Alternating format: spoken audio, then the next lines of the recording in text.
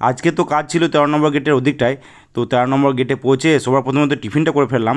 তো টিফিন বলতে আজকে মুড়ির সাথে আলুর তরকারি ছিল এদিকে, আর দোকান থেকে একটা চপ কিনে এনেছিলাম, আর এদিকে ছিল বাড়ির মিষ্টি, পেঁয়াজ, কাঁচা লঙ্কা। তো যাই হোক, গেটের বাইরে ওই মাঠের পাশেই সবাই মিলে টিফিন করলাম। তো টিফিন করার পর তারপর লেগে পড়লাম কাজে। নমস্কার বন্ধুরা, স্বাগত সবাইকে নতুন একটা ব্লগে। তো আজ হচ্ছে 20 এপ্রিল, রবিবার, আর এখন বাজছে সকাল প্রায় 9টা। তো আজকে ব্লগটা এখান থেকে শুরু করছি।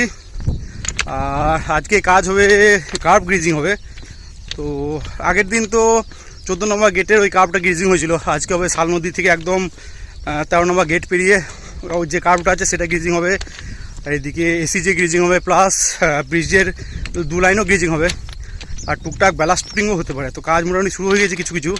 আর আমরা যাচ্ছি একদম শেষ এন্ডে, একদম 31 কিলোমিটার, ওখান থেকে শুরু করবো আমরা গ্রিজিং। তো যাই, হ্যাঁ টিফিন তো হয়ে গেছে, কাজের স্পটে পৌঁছে কাজ শুরু হয়ে যাবে। আজ সকাল সকাল এবার রোদটা করতে শুরু করেছে। তো গরমে গ্রিজিং করতে সমস্যা হয়, কারণ গ্রিজ প্রচণ্ড গরম হয়ে যায় গরমের দিনে।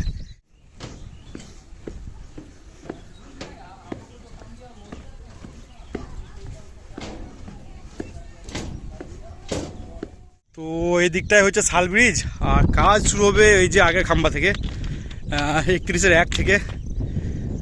তো এইদিকে মোটামুটি 1 খাম্বা 2 3 খাম্বা আছে এইদিকে, তারপর হবে ব্রিজ, তারপর আবার ওইদিকে যেতে হবে।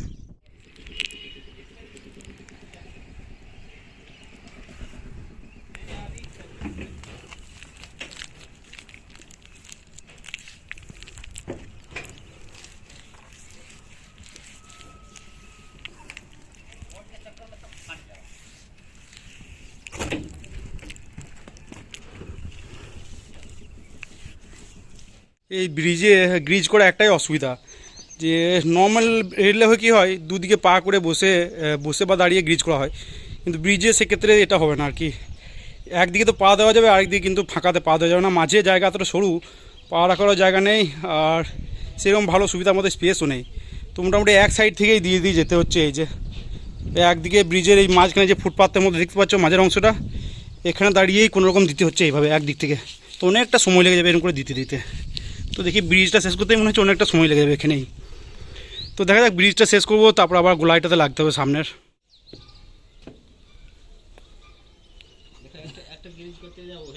গ্রিজিং করতে গেলে এই একটা রিস্ক থেকেই যায়, কারণ রেলের এই সাইডটাতে ঘষা পেয়ে কিছু কিছু অংশ উঠে যায়, এই যে লোহার অংশ, আর এটা লেগে হাতে কি অবস্থা হলো দেখা যাচ্ছে। এই যে পুরো একদম রক্ত বেরিয়ে গিয়েছে, একদম ভেতর ভেতর পর্যন্ত ঢুকে গিয়েছিলো এই জিনিসটা, এই যে লোহার জিনিস। তো দেখি এবার কিছু ব্যবস্থা করতে হবে, নাহলে ব্যথা করছে প্রচণ্ড। A few moments later. তো আপাতত অর্ধেকটা কাজ হলো, এখন প্রায় 11টা বাজতে চললো। তো দেখি কিছুক্ষণ রেস্ট করবো এখানে, এই যে খেজুর গাছ আছে, তো খেজুর গাছের গোড়াতে কিছুক্ষণ রেস্ট করবো, তারপর আবার কাজে লাগবো। তো গরম মনে হচ্ছে ধীরে ধীরে বাড়ছে, প্রচণ্ড গরম এখন। একটা সাইডের কার্ভ গ্রিজিং কমপ্লিট হওয়ার পর 13 নম্বর গেটে এসে হাত মুখ ধুয়ে ফ্রেশ হয়ে রেস্ট করলাম কিছুক্ষণ। তারপরে মোটামুটি 12:30টার সময় বেরোলাম লাঞ্চ করতে। আর আজকে রান্না হয়নি, তাই হোটেলেই খেতে যেতে হলো আর কি। তো কয়েকজন মিলেই গেলাম হোটেলে, আর এইদিকে কাজ করতে এলে সন্দীপ্তা হোটেলেই যাই আমরা সবাই। তো আমরা ওই 4 জনের মতো গেছিলাম লাঞ্চ করতে। তো লাঞ্চে আজকে মেনু বলতে ভাতের সাথে ছিল ডাল ছিল এদিকে, আর এদিকে ছিল পেঁয়াজ আর কাঁচা লঙ্কা। তবে পেঁয়াজটা সাইজটা বেশ ভালোই বড়ো ছিল আজকে। তো যাই হোক, আর এদিকে ছিল আলু ভাজা ছিল, পটল আলুর একটা তরকারি ছিল, আর এদিকে ছিল আলু পোস্ত, আর শেষে নিয়েছিলাম অমলেট, আর লাস্টে একদম চাটনি দেয়। তো যাই হোক, এখন ডিম ভাত করে দিয়েছে, 60 টাকার মতো করে দিয়েছে এদিকে। তো আমাদের খাওয়া দাওয়া করার পর বাকি যারা ছিল 5-6 জনের মতো, তো তাদের খাবার প্যাক করা হলো। তারপরে খাবার প্যাক করে চলে এলাম 13 নম্বর গেটে। তো গেটে এসে ওরা লাঞ্চ করলো, তারপরে সবাই মিলে কিছুক্ষণ রেস্ট করলাম, তারপরে আবার নেমে পড়লাম লাইনে। তো ফার্স্ট হাফে তো মোটামুটি একদম 31 কিলোমিটার থেকে 13 নম্বর গেট অবধি হয়েছিল কার্ভ গ্রিজিং। তো ওই খাওয়া দাওয়া করে কিছুক্ষণ রেস্ট হলো, এবার থেকে আবার কাজে লাগবো। তো এবার এই 13 নম্বর গেট থেকে মোটামুটি শিয়ালমারি ব্রিজের ওই পার পর্যন্ত হবে, মোটামুটি 500 মিটার আরও গ্রিজিং বাকি আছে। তো দেখি সেটাই করবো এবার। রোদটা কিছুটা কমেছে, এবার করতে খুব একটা অসুবিধা হবে বলে মনে হয় না।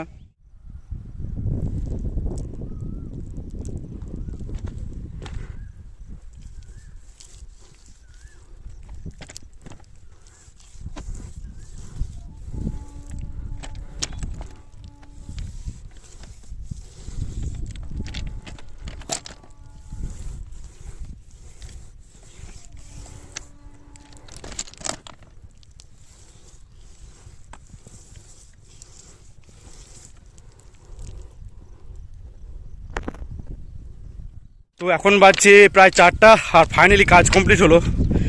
আর রোদ অতটা ছিল না ঠিকই, কিন্তু ঘুমোট কিন্তু প্রচণ্ড, একদম ঘেমে অস্থির। এই যে আর গেট থেকে মোটামুটি 700 মিটার দূরে পর্যন্ত কাজ হলো আর কি। তো যাই হোক কাজটা কমপ্লিট হলো, আর ঠান্ডা ঠান্ডা হাওয়া দিচ্ছে, বেশ ভালো লাগছে এবার। তো যাই গেটে গিয়ে হাত মুখ ধুয়ে ফ্রেশ ট্রেশ হয়ে তারপর বেরিয়ে পড়বো। তো একদম বাড়ি পৌঁছে কথা হচ্ছে আবার তোমাদের সাথে। আর এইদিকে একটা খেজুর গাছ আছে, তো খেজুর গাছটাতে ভালোই খেজুর ধরেছে দেখছি। তোমাদেরকে এই সাইডটা দেখায় তাহলে বুঝতে পারবে। এই যে একদম কাছেই খেজুর ধরেছে, সিঁড়ির কাছে। এই যে তবে এই খেজুরগুলো কদিন থাকবে সেটাই ব্যাপার, একটু পাকতে শুরু করলে এসব পেরে নেবে আর কি। সেই যতই কাঁচা থাক, পাকার মতো না হলেও পেরে নেবে। আর এইদিকে চলছে ইলেকট্রিক বুমের কাজ চলছে। এই যে মোটামুটি তার পিছনে কাজ চলছে এখন। আর এদিকে বুম একটা লেগেছে, এই আপ লাইনে যেটা আছে সেটা এখনও লাগেনি, এখন নর্মাল হ্যান্ডেল বুমে কাজ চলছে। আর ডাউন লাইনে যেটা আছে, এই যে ডাউন লাইনে বুম মোটামুটি কমপ্লিট এই যে লাগানো। আর আপ লাইনে বুমটা সাইডে আছে, এই যে এখনও লাগানো হয়নি, ওটাও লাগানো হবে। আর কিছুদিনের মধ্যে হয়তো অপারেটিং চালুও হয়ে যাবে আর কি। তো বুমটা তোমাদের একবার কাছ থেকে দেখিয়ে দিই, বুঝতে পারবে। এই যে এদিকে হচ্ছে বি প্যাড, এদিকে অনেক লম্বা এটা, আর ওইদিকে আছে এ প্যাড। আর এইদিকে বক্স বসেছে আলাদা, এদিকে বক্স বসেছে, ওইদিকে আলাদা বক্স বসেছে এইদিকে। তো মোটামুটি তার ওয়ারিংয়ের কাজ কমপ্লিট হয়ে গেলে ভেতরে প্যানেল বোর্ডের কাজ শুরু হবে, তারপরে সেটা কমপ্লিট হয়ে গেলেই নতুন এইগুলো বুমগুলো চালু হয়ে যাবে, electric broom. 2000 years later. Last কয়েকদিন ধরে ওয়েদার মনে হচ্ছে কাবি খুশি কাবি গমের মতো। তো কখনো ঠান্ডা কখনো গরম। যেমন পরশু দিনেই সকাল থেকে প্রচণ্ড বৃষ্টি হয়েছিল, তো মোটামুটি সারাদিন ওয়েদার ঠান্ডাই ছিল। এমনকি সন্ধ্যেবেলায় স্নান করার সময় তো গিজার চালিয়ে স্নান করতে হলো, ট্যাঙ্কের জল এত ঠান্ডা হয়ে গেছিলো। কালকে মোটামুটি গরম ছিল হালকা হালকা, আর আজকে এত গরম, বাপরে বাপ প্রচণ্ড গরম। আর গরমের থেকে বেশি হিউমিডিটি, ঘাম হচ্ছে প্রচণ্ড, ঘাম শোকাচ্ছে না। আর এদিকে সন্ধ্যাবেলায় ট্যাঙ্কের জল এত গরম হয়ে গেছে যে গায়ে নেওয়া যাচ্ছে না, এমন অবস্থা। তো এই তো ওয়েদার, তো এই ওয়েদারে বিশেষ করে ঠান্ডাগুলো লেগে যায় আর কি। আর এদিকে আজকে কাজের চাপ মোটামুটি ভালোই ছিল। এই গ্রিজিংয়ে কী হয়, ব্যাক লোয়ার ব্যাকটা আর এই থায়ের দিকগুলো ভালোই প্রেশার পড়ে আর কি। তো আজকে তো কাজ করলাম, আজকে কিছু মনে হবে না, মনে হবে কালকে। ওই থায় আর কোমরের দিকটা বেশ ভালোই ব্যথা করবে কালকে মনে হয়। তো যাই হোক, আর এদিকে গরমও প্রচণ্ড ছিল, আর সেকেন্ড হাফেও কাজ হয়েছে ভালোই। তো ঘেমে অস্থির, এই ঘামলে কী হয়, প্রচণ্ড ঘামলে মুখ মুছতে মুছতে মুখ জ্বালা করে প্রচণ্ড, এটাই সমস্যা ঘাম হলে। তো যাই হোক জাস্ট টান করে ফ্রেশ হয়ে বেরোলাম। আর দেখি এবার খিদে পেয়েছি, নিচে কিছু খাবো নিচেতে গিয়ে। তো ডিউটি থেকে ফেরার পর জল টল খেয়েছিলাম আর কি, মিষ্টি দিয়ে হালকা পেটটা ভর্তি আছে। তো সেরকম কিছু হেভি আর কিছু খাবো না ভাবছি, কারণ 8টা বাজতে চলো। কারণ ডিউটি থেকে আসার পর শুয়েছিলাম, রেস্ট করছিলাম, অনেকক্ষণ পর উঠে স্নান করলাম আর কি। তো যাই টুকটাক কিছু খাই, পরে আবার কথা হচ্ছে তোমাদের সাথে। প্রথমে তো ভেবেছিলাম টুকটাক কিছু খাবো, হেভি খাবো না। তো নিচেতে রান্না করে গিয়ে দেখি মা পেঁয়াজ কুচি আর শশা কুচি করে রেখেছে। তো যাই হোক মুড়ি নিলাম, মুড়ির সাথে সেগুলো নিলাম। আর এদিকে চানাচুর বলতে এটা ওই বাঙালিয়ানাটা শেষ সামান্যই ছিল, তো খাইটা নিতে হলো আর কি। তো যাই হোক চানাচুর মুড়ি খাওয়ার পর নিচেতেই শুয়েছিলাম, ভাবলাম একটু রেস্ট করবো, তো রেস্ট করতে করতে ঘুমিয়ে পড়েছিলাম। তো যাই হোক ঘুম ভাঙলো প্রায় 10:30টার সময়। তো 10:30টার সময় ঘুম থেকে উঠে বসলাম ডিনার করতে।